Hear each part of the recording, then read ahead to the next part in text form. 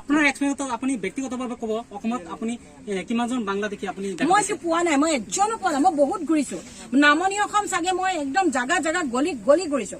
মই কিন্তু এজনী বাংলাদেশী এতিয়ালৈকে পোৱা নাই। কিন্তু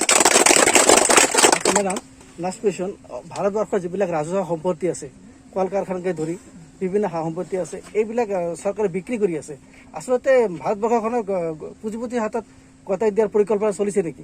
মোৰ বোধেৰে আম্বানী আৰু আদানীক আমাৰ ভাৰতবৰ্ষখনৰ গোটেই চাবিকাঠিটো নৰেন্দ্ৰ মোদী চৰকাৰে দি দিব। চব বিক্ৰী কৰিলে নায়েই, একো নাই, চব বিক্ৰী কৰিলে। আমি এতিয়া কাঙাল হলো, আমি সকলোৱে আৰু কেইদিনমান আছে হাতত বাতি লৈ আমি ভিক্ষা খুজিলেও নাপাম। কোনে ভিক্ষা দিব?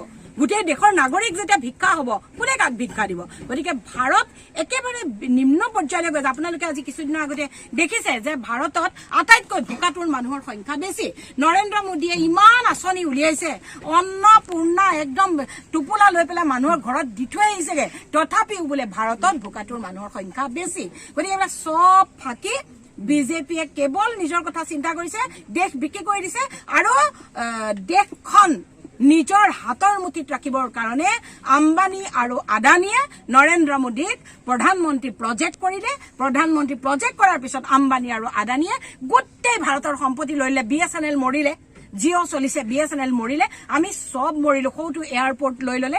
এতিয়া আপোনালোকক উচ্ছেদ কৰাৰ কথা হিমন্ত বিশ্ব শৰ্মাই কি বুলি কয় যে আমি বাংলাদেশীক উচ্ছেদ কৰিছো, সন্দেহজনক নাগৰিকক উচ্ছেদ কৰিছো। ঠিক আছে হিমন্ত বিশ্ব শৰ্মা, আপোনালৈ মোৰ প্ৰশ্ন, আপুনি গৰুখুটিত যিখিনি মানুহ উচ্ছেদ কৰিলে আপোনাৰ মতে সেইখিনি সন্দেহজনক নাগৰিক, বাংলাদেশী নাগৰিক, তেনেহলে আপুনি যে গুৱাহাটী বিমানবন্দৰৰ ওচৰৰ গাঁৱৰ যে মানুহক আপুনি উচ্ছেদ কৰি সেই মাটিখিনি যে আপুনি গৌতম আদানীক দি দিয়াৰ পৰিকল্পনা কৰিছে, আপুনি সেই মানুহখিনিক যদি উচ্ছেদ কৰিবলৈ যে নটিচ দিছে, তেওঁলোক কি বাংলাদেশৰ পৰা আহিছিলে নেকি? তেওঁলোক বাংলাদেশী নাগৰিক নেকি?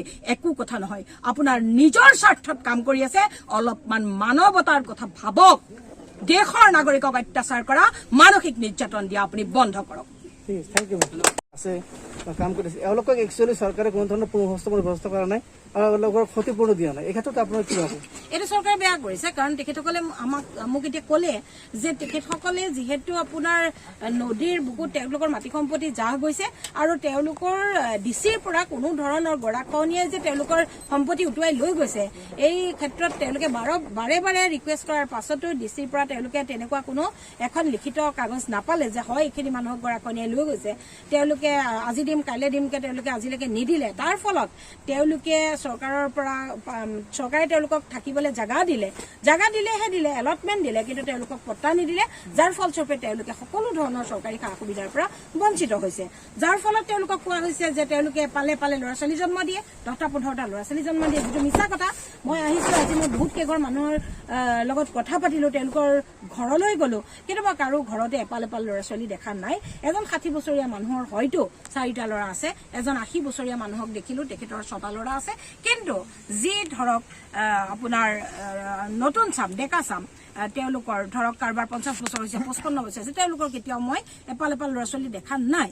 কিন্তু কথা হ'ল কি, তেখেতসকলৰ চৰকাৰী কোনো সুবিধা নাপায়, চৰকাৰী আঁচনিয়ে তেখেতসকলক ঢুকি নাপায়, যাৰ ফলস্বৰূপে তেওঁলোকে এফালে গৰাখহনীয়াই তেওঁলোকক খেদি আনিছে, এফালে তেওঁলোকক বানপানীয়ে খেদি আনিছে, এফালে তেওঁলোকে চৰকাৰী কোনো সুবিধা পোৱা নাই, এফালে তেওঁলোকে বছৰে গৰাখহনীয়া বানপানীত বিধ্বস্ত হৈছে, যাৰ ফলত তেওঁলোকৰ জীৱন ধাৰণৰ প্ৰণালী উন্নত নহয়। আৰু তাৰ ফলস্বৰূপেই মানুহে তেওঁলোকক যিখিনি চৰকাৰে কৈছে, চৰকাৰে তেওঁলোকক ঘৃণাৰ দৃষ্টিৰে চাইছে বুলি মোৰ অনুভৱ হৈছে, অৱহেলাৰ দৃষ্টিৰে চাইছে। গতিকে এই কথাটোত আমি ভাৰতীয় নাগৰিক হিচাপে, এগৰাকী সচেতন মহিলা হিচাপে মই অত্যন্ত দুখিত। মই অসম চৰকাৰক, বিশেষকৈ অসমৰ মুখ্যমন্ত্ৰী হিমন্ত বিশ্ব শৰ্মা, আপোনাক আহ্বান জনাইছো যে আপুনি সমতাৰ দৃষ্টিৰে চাওক। এখেতসকল ভাৰতীয় নাগৰিক, ভাৰতৰ সংবিধানে সমতাৰ কথা কয়। সমতাৰ দৃষ্টি আপুনি সকলোৰে প্ৰতি দিয়ক। এই মানুহখিনিক আপুনি চৰকাৰী আঁচনিৰ পৰা বঞ্চিত কৰিছে, যিখিনি চৰকাৰী মেৰপাছত পৰি এখেতসকলে চৰকাৰী আঁচনিৰ পৰা বঞ্চিত হ'ব লগা হৈছে। আপুনি সেই মেৰপাছখিনি অতি সোনকালে ভাঙি এই ভাৰতীয় নাগৰিকসকলক আমাৰ টকাৰে যি চৰকাৰী পুঁজি গঠন হৈছে, সেই পুঁজিৰে যি আপুনি আঁচনি কৰিছে, সেই আঁচনিৰ সুফল এখেতসকলকো দিয়ক। এয়া আপোনালৈ আমাৰ আহ্বান।